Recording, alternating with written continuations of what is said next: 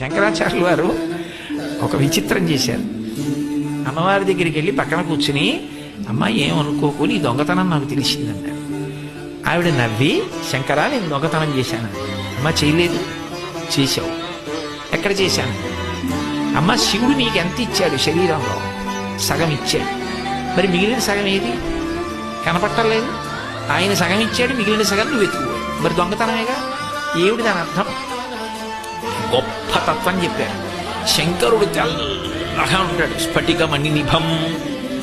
సగం శరీరం పుచ్చుకో అన్నాడు పార్వతీదేవి. ఆవిడ సగం వచ్చింది. ఆవిడ ఎర్రటి తల్లి సగానికి వచ్చి సగం శరీరం తీసుకుంది. ఇంత ఎర్రటి తల్లి సగానికి వస్తే పక్క తెలుపు మీద ఎర్ర కాంతి కొట్టేస్తుందా? కొట్టేదా?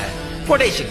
ఆ కొట్టేసేటప్పటికి మిగిలిన తెలుపు కనపడ్డం మానేసింది. శంకరాచార్యులు అన్నారు, నీ ఎరుపులో తెలుపు మునిగిపోయిందమ్మా, మిగిలిన సగం కూడా అపహరించేసినావు.